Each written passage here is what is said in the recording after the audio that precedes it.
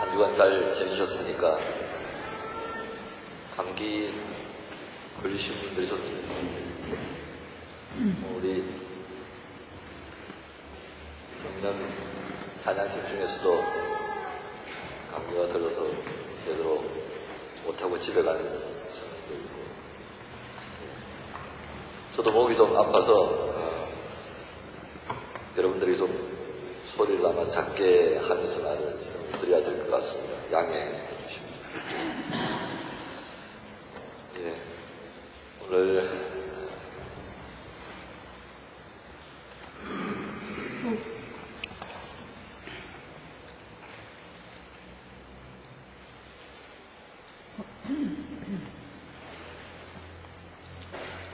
사순절 둘째 주간을 가졌습니다만은 주간과는 좀 맞지 않겠다 여겨지는 제목의 설교를 하게 됩니다.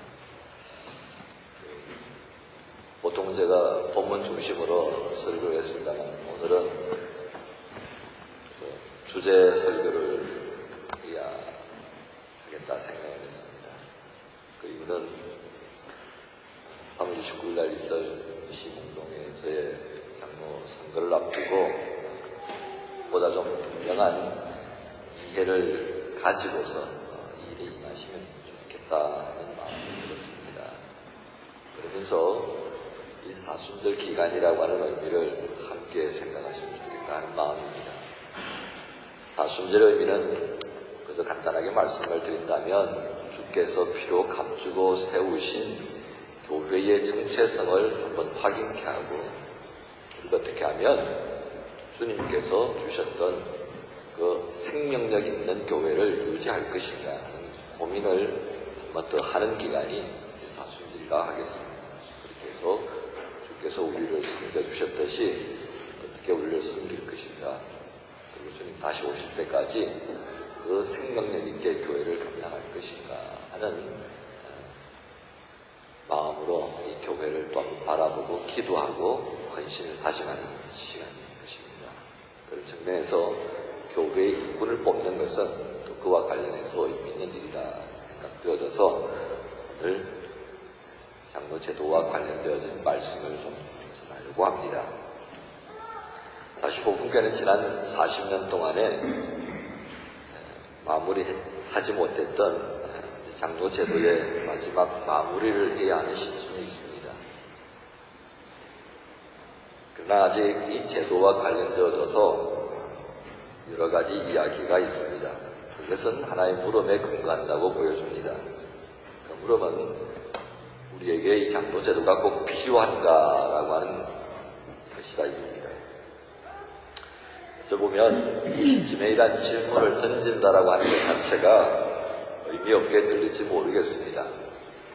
이제 표하는 것만 남았는데 무슨 지금 그런 질문이 필요하냐 그렇게 물으실 것이기 때문입니다. 하지만 여러분들 중에 혹시라도 그렇게 하려고 하니까 한번 해보자 이런 생각을 가지고 있다면, 또는 다른 교회가 이미 시작했으니까 우리도 더 늦어지기 전에 하자 그런 마음으로 이 제도를 시행하려고 한다면 그것은 지양해야 할 점이라 여깁니다. 왜냐하면 이 제도에 대한 바른 이해, 그리고 이 복음교회나 지갱교회 같은 연합회 교회에서의 필요성이 제대로 정립되지 않는다고 한다면 시행의 과정에 있어서 또 커다란 문제가 생겨날 수 있기 때문입니다.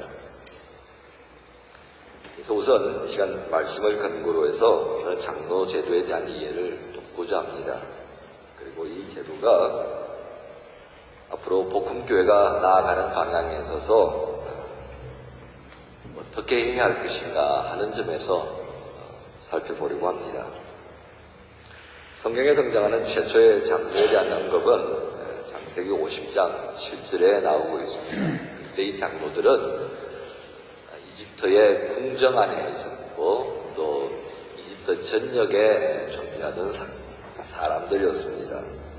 이들의 역할은 바로 왕의 자문 역할이라든지 또는 통치 권력에 있어서 하나의 구조로서 존재를 했습니다.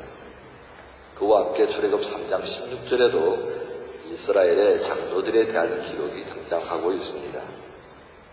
이들 장로들에 대한 구체적인 기록들, 특히 이스라엘의 장로에 대한 구체적인 기록은 이스라엘 백성들이 이집트에서 벗어난 이후 광야 생활을 하는 과정을 통해서 자세하게 나타나곤 합니다.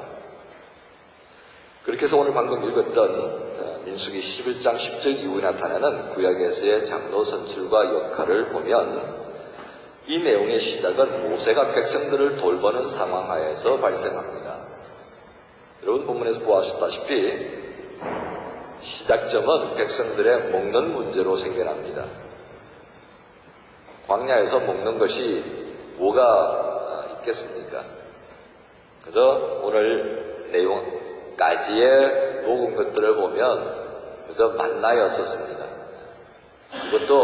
그것도 백성들이 투덜대니까 또 하늘에서 하나님께서 내려주신 것이었습니다.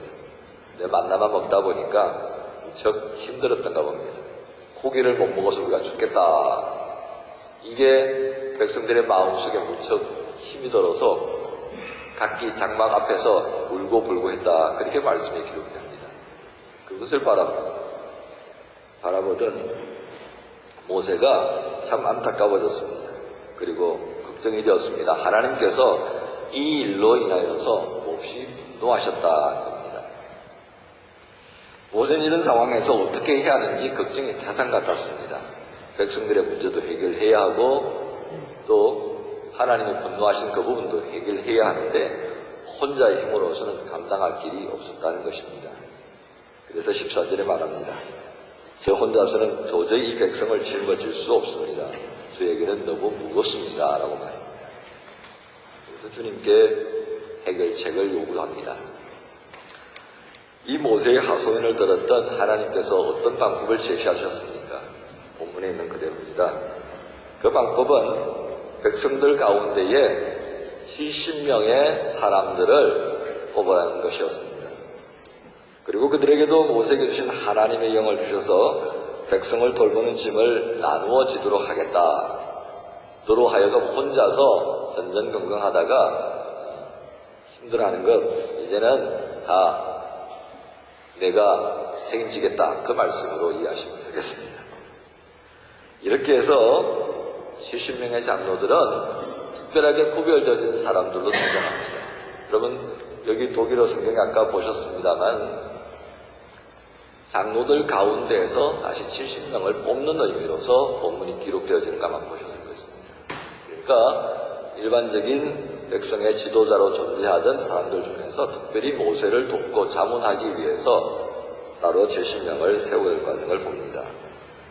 이 말씀을 통해서 우리는 다음의 내용을 확인하게 됩니다. 첫째는 구약시대의 백성들 가운데 이미 장로라고 하는 구조가 있었다 하는 것이었습니다. 그 장로들은 두 번째 보면 백성들의 지도자로서 인정이 되어졌습니다. 그리고 세 번째는 이 백성들을 돌보는 짐을 나누어지도록 하기 위해서 그들을 또 구별하여서 세웠다는 것이었습니다. 그리고 이들의 선출 방식은 노인들 중에서 1차적으로 세워졌습니다. 민수기 11장 16절에 보면 본문에 나타나는 이들 70명의 장로들은 결국 대표적인 백성의 지도자로 세움받았다. 그렇게 요약할 수 있습니다.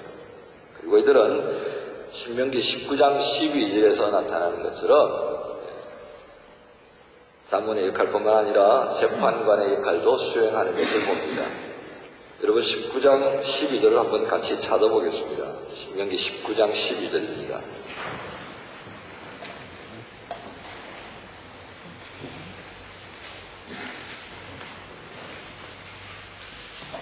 신명기 19장 12절에 같이 한번 읽겠습니다.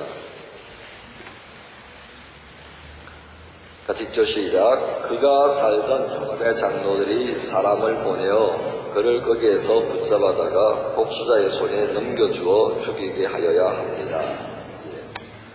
이 도피성과 관련되어진 내용에서 기록되어진 말씀입니다. 그러니까 각 성읍의 장로들이 당시 이스라엘의 법인, 눈에는 눈, 이에는 이라고 하는 그 관점에서 하나의 재판관의 역할,